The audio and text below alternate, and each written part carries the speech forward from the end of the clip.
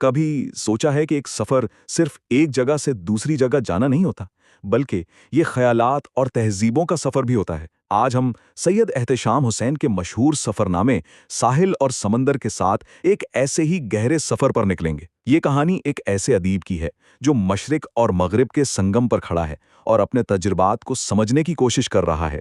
کہانی کی شروعات ہی اس حیران کن جملے سے ہوتی ہے۔ سوچئے، امریکہ جانے کا ایک زبردست موقع ہے، لیکن مصنف خوش نہیں ہے۔ یہی تضاد تو اس سفرنامے کی جان ہے۔ آخر ایسی کیا بات تھی کہ اتنا بڑا اعزاز انہیں خوشی دینے کے بجائے ایک عجیب سی کشمکش میں ڈال رہا تھا؟ اچھا، اس کشمکش کو سمجھنے کے لیے ہمیں پہلے سید احتشام حسین صاحب کو جاننا ہوگا۔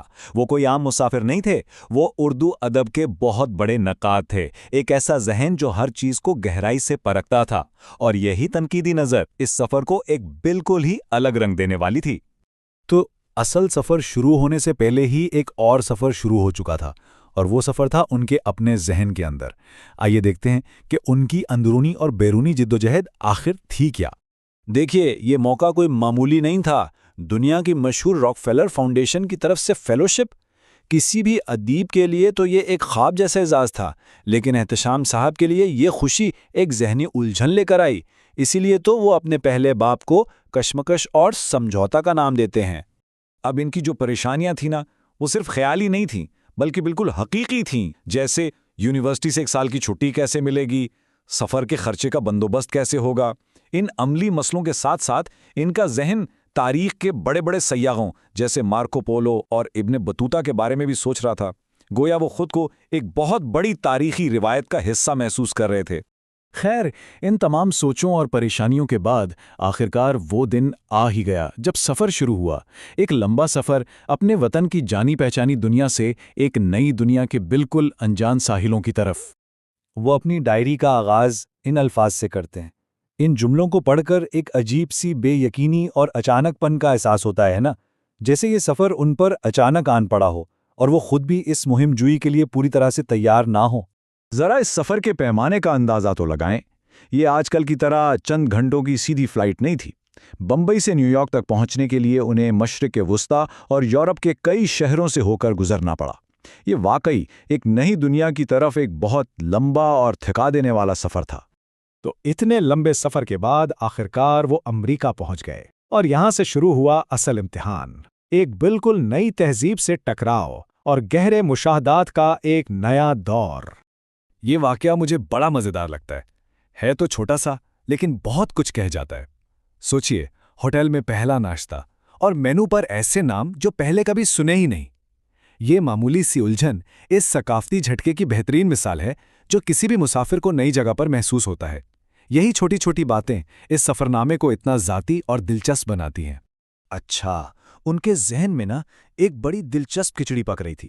ایک طرف تو وہ اپنے نئے تجربات کو غالب جیسے عظیم مشرقی شاعروں کے شعروں کے ذریعے سمجھنے کی کوشش کر رہے تھے، اور دوسری طرف وہ پال ایلوا جیسے مغربی ادیبوں کی نظموں کا ترجمہ بھی کر رہے تھے۔ یہ تھا ان کے ذہن میں مشرق اور مغرب کا ایک حقیقی سنگم۔ امریکہ میں اپنے قیام کے اختتام پر وہ اس نتیجے پر پہنچتے ہیں۔ یہ ایک بہت گہری بات ہے نا؟ اس سے پتہ چلتا ہے کہ سفر کے بارے میں سوچنا، اس کے خواب دیکھنا اور حقیقت میں سفر کرنا، یہ دو بالکل الگ الگ تجربات ہیں، اور اب ایک نئے مرحلے کا آغاز ہونے والا تھا۔ نئی دنیا تو دیکھ لی، اب باری تھی پرانی دنیا کی طرف واپسی کی، اور یہ واپسی خود ایک نئی مہم جوئی سے کسی طرح بھی کم نہیں تھی۔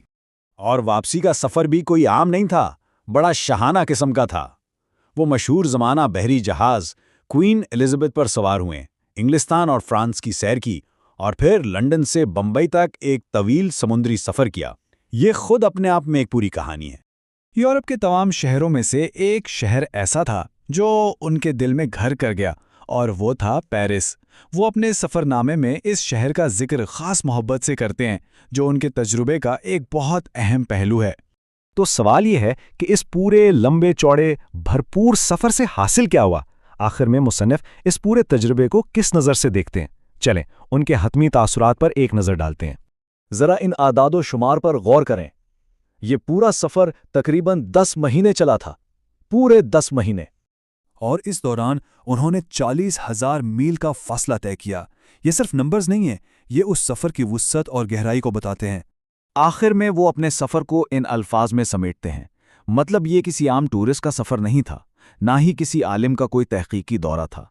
ये तो एक आज़ाद रूह की ज़ाती खोज थी, जिसका कोई तयशुदा रास्ता नहीं था। और किताब का जो इख्तिताम है ना, वो तो और भी कमाल है। वो अपने उर्दू सफ़रनामे को शेक्सपियर जैसे आलमी अदीब के एक जुमले से जोड़ देते हैं। ये इस बात का सबूत है कि अजीम अदब और इंसानी तजुर्बात ज़बान और सरहदों की कैद से बिल्कुल आज़ाद होते हैं। तो ये सफ़रनामा हमें इस सवाल पर छोड़ जाता है कि क्या कोई सफ़र वाकई कभी ख़त्म होता है, या फिर वो यादों और तजर्बात की शक्ल में हमेशा हमारे साथ जारी रहता है।